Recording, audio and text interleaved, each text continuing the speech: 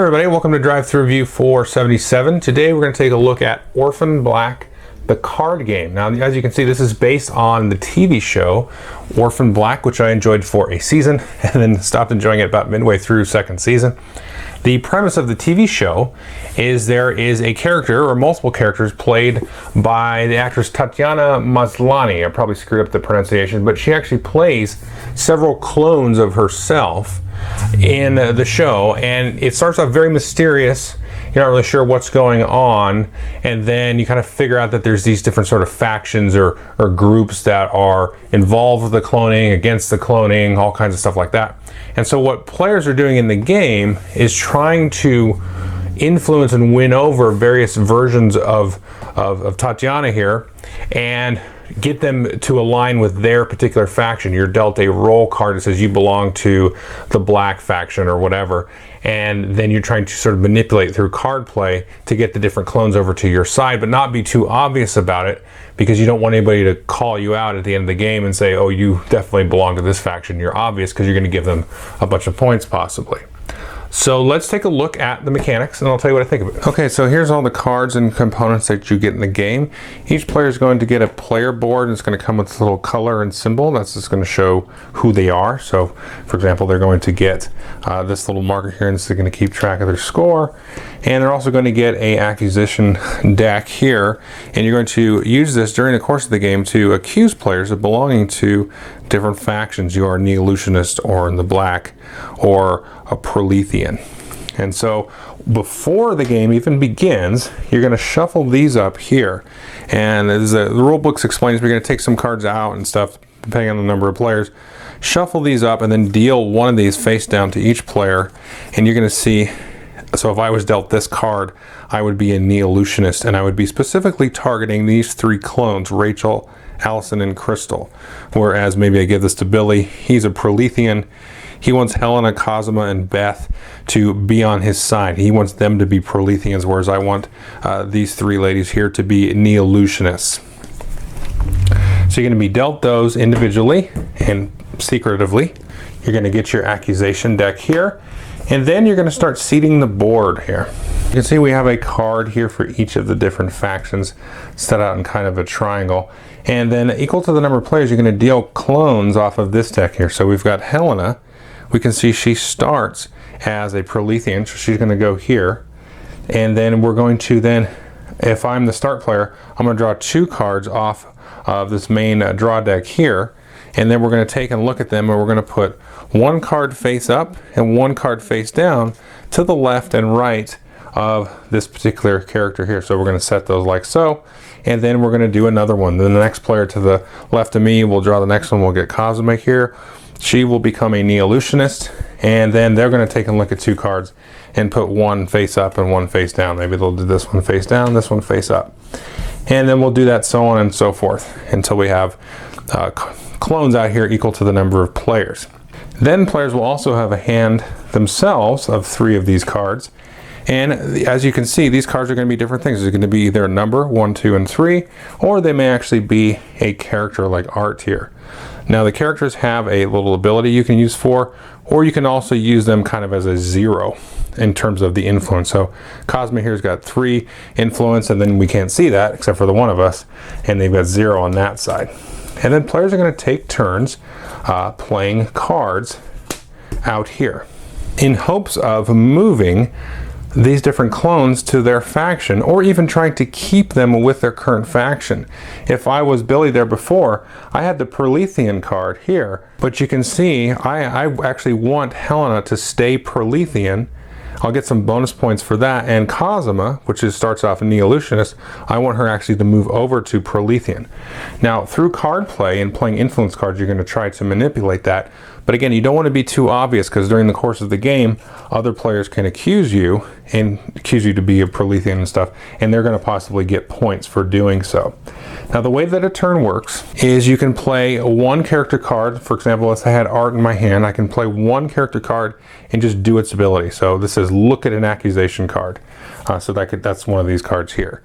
Or it could be maybe look at some cards out here that are face down and so on. So you can play one of those for free. And then you can take and play an influence card face down to the left or right of a character. So again, I really want Cosma to move over here. So maybe I'm playing pretty obviously and I put a card face down here. In this case, we know that this card is a 3 because I'm trying to get her to move this direction over to, from the Neo-Illusionist over to the Prolethean. Now the other thing to notice is when you play an influence card, let's say instead we played a card here next to Helena, we're actually going to be able to activate the ability of the clone. It says look at a card and remove it if you wish. So you get to look at one influence card and then you either discard it or put it back. So any clone that you play to, left or right, you get to do their special ability, like Cosma here. If we played there, we get to look at 2 cards and then we can return them. So you're going to play the influence card and then do that ability, and then you're going to check and see if there were 6 cards total applied to that that clone. So now we've got 4, maybe 5, and then we'll put another one 6 over here. And certain cards may reveal some of these. So let's say, remember, these 2 were revealed through some different clone effects and so on. And then at that point, you're going to take and shuffle up all the cards that are to the right and to the left of the clone, and then you're going to reveal what the numbers were. So again, characters, when they're played as influence, always count as 0. So 2 on this side, and then we've got 2, 3, 5 on this side, like so.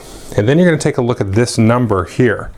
So the difference has to be greater than 2 in this case. So we've got 2 to 5. So the difference is 3. So the difference is greater than sort of that clone strength. So it is. So the side that has more is going to go in that direction of whichever has more. So she's going to now become a member of the black. Now if you don't beat that, then Helena's going to stay put. And you can see here Cosma has influence or strength there of 1. So it doesn't take very much to move Cosma, where it takes a little bit more to move Helena. So once you do that, then you're actually going to score points based on where they end up. So let's say she went to the black. So you can see there's 2 symbols here. So that means that the black, the faction that has sort of acquired her, she's thrown her allegiance to, is going to get 2 points. Now if she had stayed, she's only going to give 1 point to the Proletheans. And again, if she had moved over to the Neo-Illusionists, that would give them 2 points. So you keep track of that with these markers. There's sort of scoring markers for each of the factions. So in this case, the black would get 2 points, and these are going to get points, during the game as the different clones are resolved. These tokens here that represent the players aren't used until the end game scoring. And then at that point, you're going to draw back up to 3 cards in your hand. Once you do resolve a clone, you'll draw a new one out. In this case, we'll do Crystal. She'll actually go out here under any Proletheans that might already be there. We'll do the whole thing again with whoever resolved this one. We'll put 2 cards, one face up, one face down, and then you just go through this little deck here of clone cards. Once you go all the way through that, have resolved every single clone in the game, then you're going to figure out who the winner was. Now there's one last thing you get to do optionally at the end of your turn, and that is to spend 1 or more of these accusation cards and accuse various players. So if I was playing kind of brazenly here as Billy, and you know what, I know Billy is a Neo-Illusionist, for example. So I'm going to give him that card. I'm going to put it face down here, and I can only accuse each player once per game. That's not in the rule book, but it is clarified on Board Game Geek.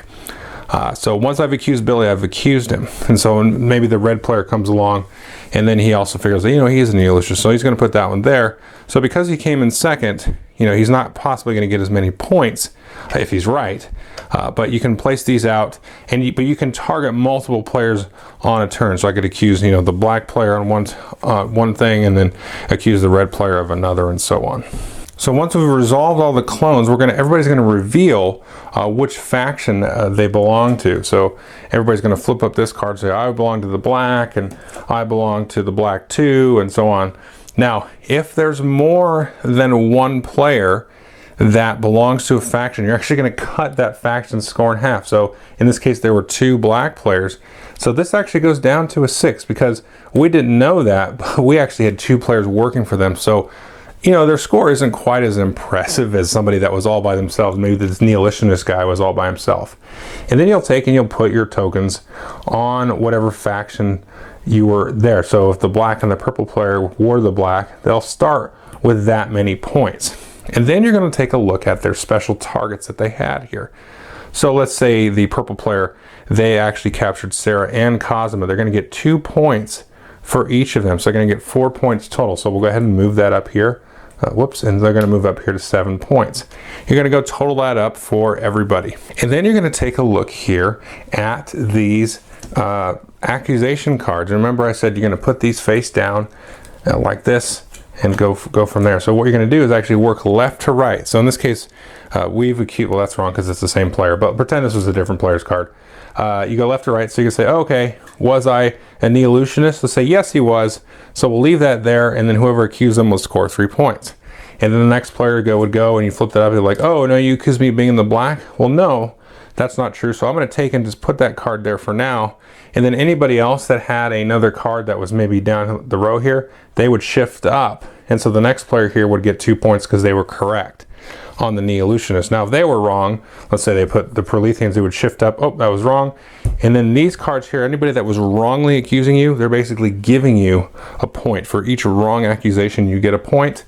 And then these points go to the other player who accused them. So you add all those points on top of the points you scored during the game, and also for getting your targets, and then whoever has the most points is the winner. So that is Orphan Black, and we have had a ball with this game at lunch. A little bit tricky to kind of get into and get through that first play and kind of understand, not really the mechanics, but how it's going to kind of sort itself out at the end, and kind of learn, you know, what are good tactics and strategies and how to kind of bluff, and you know what risks you can take and so on. Because it is actually really interesting when it comes your turn to play those influence cards and not just be completely obvious about, like, I need to move Crystal over to the black, you know, and just be like always trying to play exactly what you want to do, because you're going to get, I think as you play the game a couple of times at least, you're going to get more points out of the accusations, or at least that's going to kind of try to make or break whether you win the game or not. And so at some point though, as you play the game along, it's going to depend on the game, but sometimes you can kind of suss out what everybody is, and everybody kind of figures out who everybody is, and then you just kind of go for it in terms of the card play and trying to get those points during the game as well. So it has played out differently, you know, in that regard, you know, in terms of where the points are, but you've got to be really careful about not being very obvious, because you're just going to hand a bunch of people a whole bunch of points and so on. So it's got an interesting kind of way of approaching social deduction, where, you know, kind of feels like a werewolf or a resistance style of game, but with a little bit more to it, a little bit more mechanics and things to it, and a little bit more cat and mousing and, you know, all that stuff. So it might be a little bit intimidating, I think, for the first play, because we did kind of struggle with it with our first play, but then we slowly got into it and figured out, you know, kind of the metagame of what you're supposed to do, and letting that metagame kind of shift from game session to game session. That's really where the game has gotten very, very, very interesting. You know, you've got the different special abilities on these cards. You've got the special abilities on the clones themselves when you play there. So you're not always just going to be playing, okay, I really need to keep this person or move this person to the left or right. You're really playing through all of those different card abilities and so on. And it's kind of an interesting theme with this style of gameplay. Now, like I said, I watched the first season of it, and the show was really very interesting, the first show. But, I mean, not to review the show here, but I thought the believability of some of the characters, like reactions and the plot lines, just got, like, way, like, convoluted. But you can imagine a show about, you know, this actress that plays, like, I don't know how many clones. There's, like, 10 or 15 clones at this point. You know, you would get kind of crazy, right? But the interesting thing about the show, and I just kind of want to mention this because it kind of relates to the game theme, is the way it was working out. I haven't kept up with what the plot has been doing, but some of the different variations of the clone that you think are the bad guys kind of end up being the good guys, and the ones that you think are just like harmless are really the evil ones, you know, or they kind of shift back and forth as well. So it has some interesting kind of merit that way, kind of examining the different lifestyles of the different clones and how much they really know about themselves being clones and all this stuff and the different people they interact with.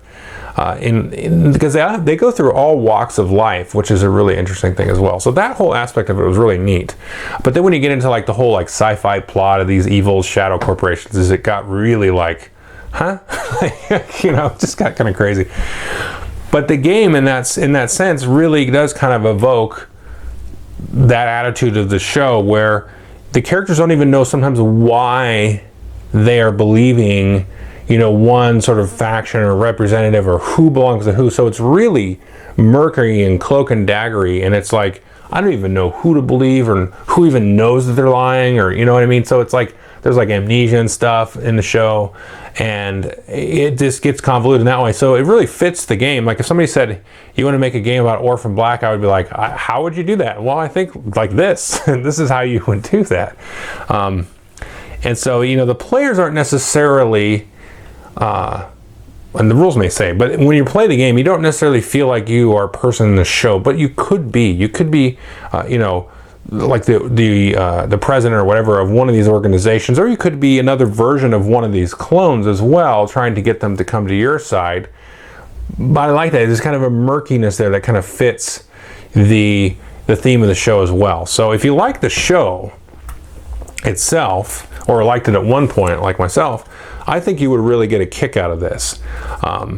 The special abilities of the cards, let me just take a quick peek. I was thinking about it when I was playing it. It's been a little over a week since I played it, but I think they are kind of thematic to the different characters. Like there's a police officer, and yeah, and Paul kind of he's a little bit sort of a safety net.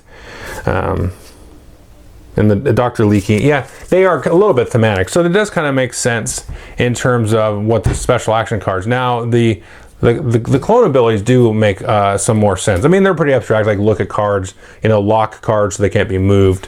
But I think if you watch the show, you will kind of understand, like here's Helena. What's hers again? Look at a card and remove it if you wish. So if you remember Helena from the show, I don't want to spoil the show, but removing a card is kind of Helena, at least season 1. I don't know what's happened after that. So that should make some sense to you if you've seen the show. So yeah, I would get this if you're a big fan of the show, and I'm not really a big fan of the show. I mean, I liked it a little bit, but I would definitely recommend this across the board, regardless if you've seen the show. Definitely take a look at it. Thanks.